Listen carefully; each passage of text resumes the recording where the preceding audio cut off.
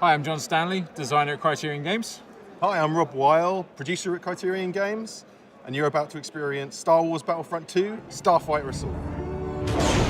There's a Star Destroyer duct for repairs of the ship. Take out those defenses. Starfighter Assault is set across all eras of Star Wars. So we've got the prequel trilogy, we've got the new trilogy, and as you can see from Fondor here, we're in the original trilogy. In Starfighter Assault, we've got 24 players, and that's 12 players a side. And having that amount of players in there as well means that we've got no empty space. We've got our AI in there as well, and so you should always feel like there's somewhere to tackle, someone who's always in your kind of periphery of going, okay, I'm going to go chase that guy now, I'm going to go take that guy down. Playing as the Rebels, Phase 1, it's all about destroying the Imperial defences. So coming in, the Imperials can see that the Rebels are trying to mount their attack, and they send out 2 of their big capital ships, their Imperial light cruisers, as you can see here. Big ships that you want to try and get in and deliver as much damage as possible. And new to Starfighter Assault is class-based gameplay. We've got our classes here for the Rebels, so you can see we've got our fighter class, which is the X-Wing, and then we've got our interceptor class, which is the A-Wing, and then we've got our bomber class, which is the classic Y-Wing.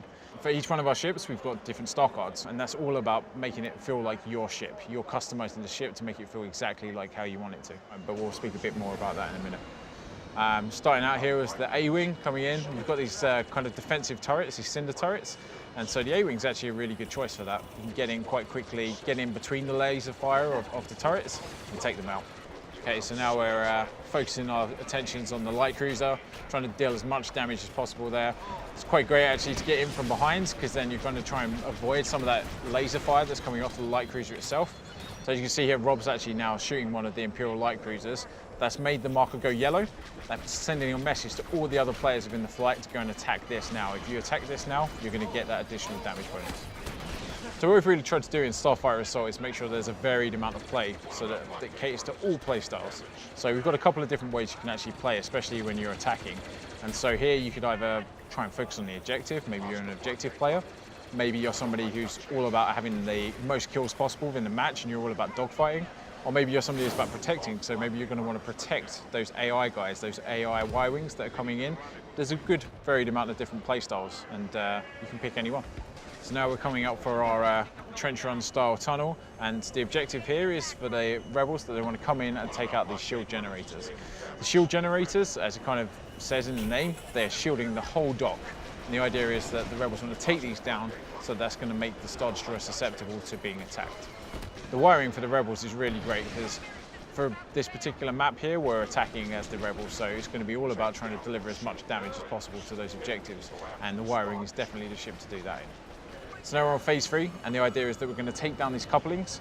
The reason why we're taking down these couplings is because there's one last shield active over the Star Destroyer. We need to take down these couplings. It's going to stop all power going to the Star Destroyer. It's going to make the core underneath vulnerable so we can get in, take out that core, and hopefully blow the whole Star Destroyer up. And so all of our ships within Starfighter Assault, you'll be able to jump into the cockpit. So it's really kind of get you into the action here. So this is really great, this phase actually, because it's really, really tight dogfighting play. So you can see that you're trying to get in and amongst the clamps, you know, avoiding not only starfighters, but the actual clamps themselves.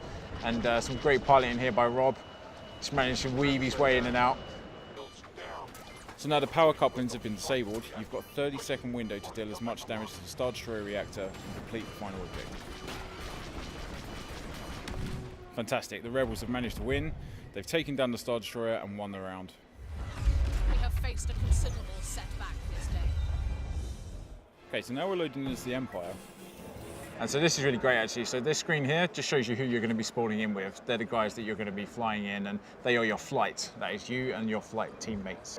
The first phase here for Fondor is that as the defenders, which are the Imperials are trying to stop the Rebels from actually attacking and taking down the Star Destroyer. So what they do to start off with is send out 2 of their Imperial light cruisers. So Rob's coming in as the Interceptor now. That's going to be perfect for getting in and taking down some of those Rebel scum. This is a anti-starfighter ship. You're going to want to use this to take down any other starfighter that's in your way. So they're a lot more agile, they're a lot quicker, and because of this, they're going to have a little less health. And so to try and keep the other players in mind, other players in your flight in mind, we always have these little yellow icons which are kind of clamped around the edge of the screen. So anytime you can go in the direction of where your other flight members are, so you can meet up with those guys. We've just made sure that we've got loads of different variation in play. So as you can see out here, we've got some wider open space for dogfighting, got some tighter spaces in the tunnel there, and then we've got kind of more obstacle-based spaces as well around the Star Destroyer and around the planets. So it just really allows for a big breadth of dogfighting gameplay. For each one of our ships, we've got different star cards, and that's per class as well. What's really great about these star cards is you're going to be able to equip them and kind of really make the Starfighter your own Starfighter. We're going to have that kind of feel and progression of you are the ex-pilot, and you know this is your ship. This is how you're going to customize your ship.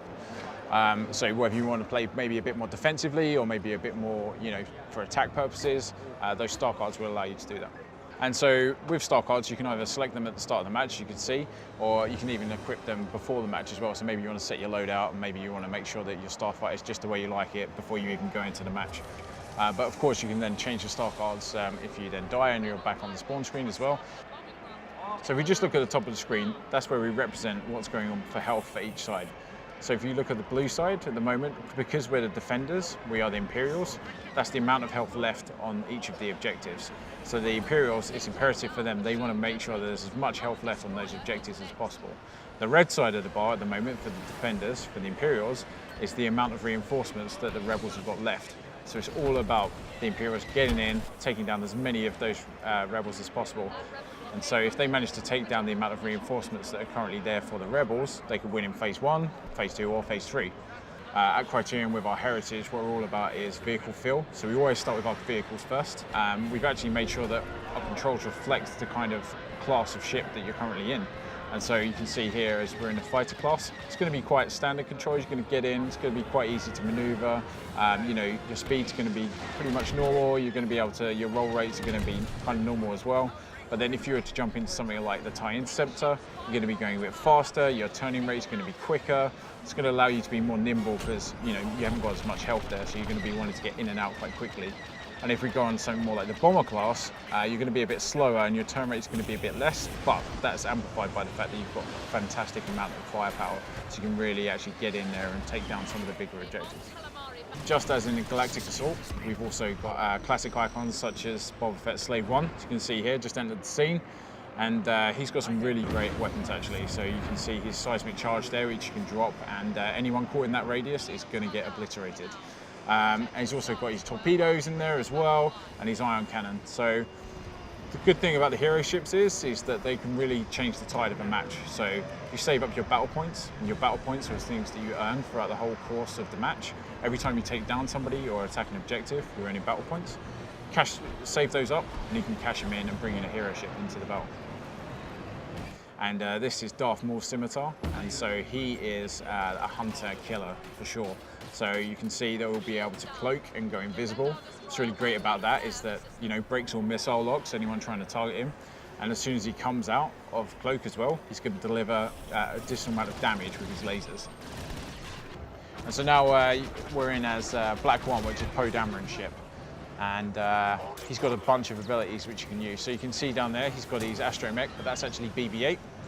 So when you fire your ability, when you fire BB-8, you'll be able to hear him talking and actually kind of coming through and saying that he's repairing the ship. So Poe's actually got a great ability as well for L1R1.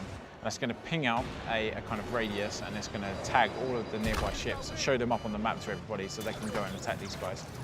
And then on R1, he's got his proton torpedoes, which are going to be able to deliver some good damage there as well. So probably the most iconic starfighter in Star Wars, we've got the Millennium Falcon, and as piloted by Han and Chewie, which those actual guys are in there piloting the ship in the build. As you can see here from L1, we've got a big speed boost. So, you know, whilst the Millennium Falcon's going to have a great deal of health, it's also going to get targeted quite a lot because it's a really big ship. So you're going to want to get out of those sticky situations with the speed boost. R1, we've got our missiles, we've got our proton torpedoes, so you can fire those out for some great damage.